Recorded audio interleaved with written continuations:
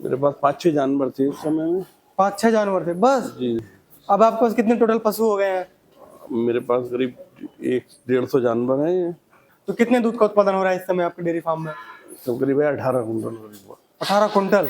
Sir आपका स्वागत है एनिमल आवाज यूट्यूब चैनल पे। सर नमस्कार। नमस्कार। जो सर दर्शक देख रहे हैं उनको अपना परिचय बताएं, अपना नाम और अपने डेयरी फार्म का एड्रेस।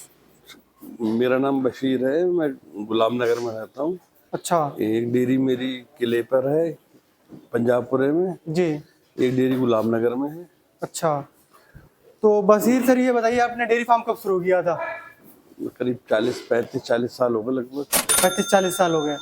आपने किया था या फादर साहब ने किया था? हमारा दादा इलाही काम है ये सारा। अच्छा दादा के जमाने से काम चल रहा पुराना है ही आपका। काम है काफी। तो आपने कोई और व्यवसाय ट्राई किया कि सीधा डेयरी में आप भी आ गए थे? डेयरी में ही आए सीधा ही। अच्छा कोई और व्यवसाय ट्राई नहीं किया? जी। अच्छा जब आप शुरुआत में डेयरी सेक्टर में जुड़े तो सबसे पहले आप ये बताइए आपने पढ़ाई लिखाई कितना किया उस समय में? मैंने हार्डमैन से पढ़ा था। अच्छा हाँ, 6 क्लास तक पढ़ा हूँ मैं, बस ज्यादा नहीं पढ़ा मैं। 6 क्लास तक? और इंग्लिश तो ऐसे बोलते हैं जैसे खटाखट। इतना अनुभव कैसे हो गया? नहीं, कॉलेज ही बढ़िया है वो, तो इस वजह से और भी थोड़ा सा। अच्छा अच्छा। जब आप आए थे इस फील्ड में तब आपके पास कितने जानवर हुआ करते थे? मेरे पास 5-6 जानवर थे उस समय में। 5-6 जानवर थे बस? जी।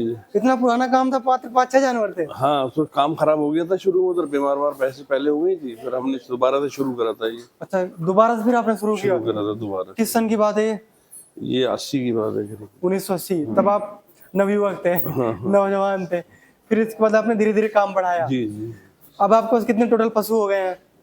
मेरे पास करीब 100-150 जानवर हैं इस समय, और 60 गाय हैं करीब। 60 गाय हैं, मतलब 210 जानवर हैं आपके पास। जी। तो जो आपने सर 5-10 जानवर से आपने 200 का आंकड़ा छुआ, वो आंकड़ा छूने में आपको कौन कौन सी कठिनाइयां आई? थोड़ा कठिनाइयां बताइए।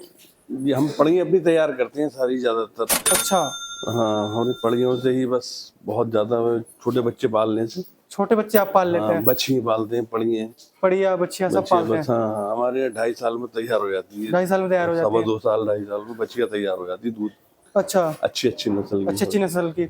तो आपने लगभग जो भैंस रखी है लगभग कितने लीटर वाली रखी है?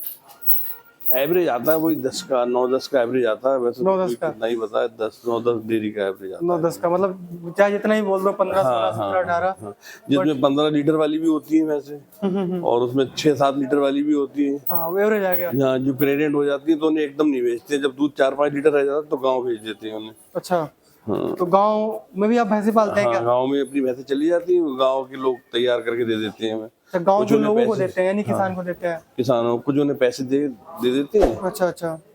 किस शर्त में देते हैं उनको कि आप ये पशु हमें दोबारा मिले?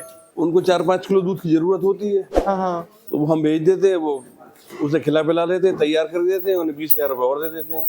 20,000 मतलब दूध हाँ, उठाते हाँ, हैं जैसे भी वो 15-20 जैसे तय हो जाता है वैसे। वैसे दे दिया? हाँ, बहुत से ऐसा होता है कि 30,000 रुपये ले जाते हैं, 50 की वापसी कर देते हैं। दूध भी थोड़ा होता है उनमें। अच्छा अच्छा। ऐसे काम चलता रहता है? जी जी। हाँ, हम चलते लगभग आपको कितनी भैंसे साल में गाँव में भेजना पड़ता है? हमारी लगभग आ जाती है करीब 70-80 भैंस लॉट फिनिश हो जाती है साल की? साल में। हाँ केवल दूध देने वाली रखते हैं फिर? हाँ, हाँ वो तो है दूध। अच्छा इसमें दाने में क्या खिला रहे हैं अपने डेयरी फार्म में? दाना क्या चल रहा है? दाने में ये पशु आहार आ रहा है कि हमारे पास किस कंपनी का? कनक धारा का हम पशु आहार खिला रहे हैं। कनक धारा का? कनक धारा जी। एक कंपनी का आ गई है? जी, यहाँ नरियावल के पास ही, बरेली में ही। बरेली की है? जी हाँ। उसके आप थोक विक्रेता भी हैं? हाँ, विक्रेता भी, तो क्या एजेंसी हमारे पास है बरेली की। अच्छा बरेली की एजेंसी आपके पास है? हाँ हाँ, बरेली। तब तो मजे ही मजे हैं, मतलब पशुओं को भी खिलाते हैं और हाँ, बेच भी लेते पशुओं हैं। को खिलाते हैं, यहाँ सप्लाई भी करते हैं। तो उस फीड में क्या क्या डल के आता है? तो बहुत चीजें होती हैं उसमें, तो हमने तो देखा नहीं, लेकिन फायदा बहुत है उससे। फायदा बहुत है? बहुत बीमार भैंस कम होती है उससे, बहुत ज्यादा, और दूध बहुत रख के देती है लगातार। लगातार देती है? हाँ, मिनरल बहुत है उसमें। मिनरल बहुत है? हाँ, मिनरल है बहुत ज्यादा उसमें। अच्छा। हाँ, बीमार बहुत कमी से होती है। बहुत कमी से होते हैं? एक भैंस को करीब 3 किलो खिलाते हैं एक टाइम का? टाइम का। तो पशु आहार के साथ कुछ और भी देते हैं केवल पशु आहार भी हाँ, देते हैं? चोकर भी देते हैं। चोकर कितना देते हैं? 3 किलो चोकर देते हैं, सब मिक्स हो गए, सब करीब 8 किलो बाटा देते हैं भैंस को। अच्छा तो लगभग एक पशु को आप लगभग कितना फीड दे देते हैं सारा कुछ मिक्स करके मिला के? एक फीड करीब 7.5-8 किलो का एवरेज आता है। 7.5-8 किलो एक जानवर का? एक जानवर के। तब कितना भी दूध दे? हाँ, कितना भी दूध दे, नहीं दे तो भी देगा, तब भी गाभिन हो जाती है, तब भी नहीं अभी एक सा ही पड़ता है, सारे को एक सा ही। सर एक सा ही पड़ता है। जैसे वो दूध नहीं देती तो उनको इतना फीड की क्या जरूरत है? थोड़ा 5-6 किलो देती है, लेकिन वो फिर भूखी रहेगी तो बराबर वाली का खाएगी। वो आगे वाली फिर वो कम देगी दूध। अच्छा, सटी भैंस बनी है तो सटी भी भैंस बनी है, तो इसलिए सबको उनको बराबर का ही देते हैं। हाँ, जब वो हट जाती है दूसरी बन जाती है, फिर गाँव चली जाती है ना वो। जी जी जी। तो कितने दूध का उत्पादन हो रहा है इस समय आपके डेयरी फार्म में? तो करीब 18 कुंटल। 18 कुंटल दोनों डेयरी को मिला करके। अच्छा, तो किस रेट से जा रहा है और कहाँ जा रहा है? ये सब सप्लाई हो जाता है हमारा रिटेल। रिटेल ही सप्लाई हो जाता है? कुछ किसी को देने की जरूरत नहीं है? नहीं, कुछ मिठाई की दुकानों पे जाता है। तो मिठाई की आपकी दुकान है या दूसरे की? एक हमारी भी दुकान है मिठाई की, और एक दूसरे की दुकान है। हाँ और भी। तो मिठाई में आप क्या क्या बना लेते हैं? ये रसगुल्ला, रसमलाई, छेना। अच्छा, छेना बनता है उसका बहुत। छेना ज्यादा बनता है। तो ये बताइए, जैसे दूध जो आप रिटेल करते हैं उसमें ज्यादा मजे आते हैं या स्वीट हाउस में, जो आप अपने खुद का स्वीट हाउस है, मिठाई की दुकान है? अपने स्वीट दूध की बात अलग होती है। हाँ, कस्टमर को भी मजे ही मजे हैं। जी। क्योंकि मेन क्या है ना, एक तो शुद्ध फार्मर की भैंसों का दूध, हाँ, और उनकी दुकान, मिलावट का कोई काम ही नहीं है। नहीं कोई मिलावट है, कोई काम नहीं, बढ़िया से बढ़िया ही। तो मिठाइयाँ क्या रेट बेचा करते हैं आप? हमारे यहाँ मिठाई है 300 रुपए किलो। 300 रुपए किलो मिक्स? हाँ मिक्स। और छेना क्या रेट बेचते हैं? छेने का पीस के हिसाब से बिकता है छेने का।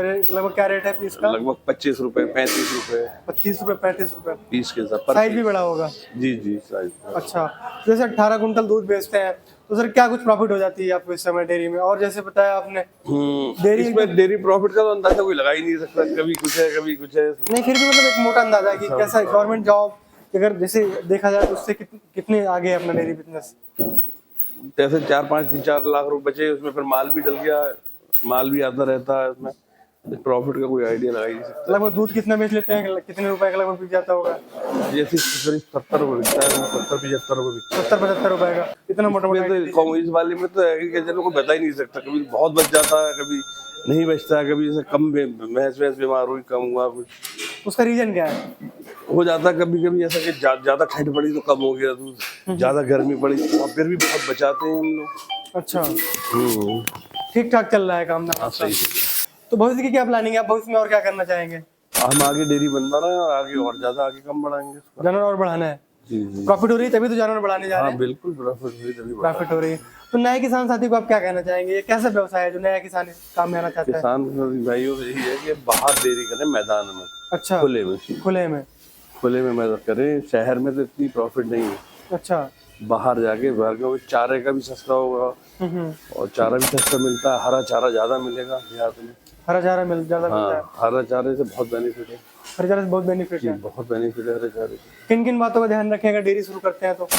ये समय से उसका डिवॉर्निंग करा दी जाए और इनके जो वैक्सीनें लगती हैं वैक्सीन लगा टाइम से लगे। अच्छा, और कुछ? बस और किसान भाई यही है कि अपना ध्यान रखें, सब लोग ध्यान रखें पशुओं का, तभी जाकर डेयरी फार्मिंग बिजनेस कामयाब होगा। जी। ठीक है सर, धन्यवाद जो आपने समय निकालकर अपने फार्म के बारे में बताया और डेयरी फार्मरों को अच्छी सलाह दी। ठीक है। Okay sir, thank you.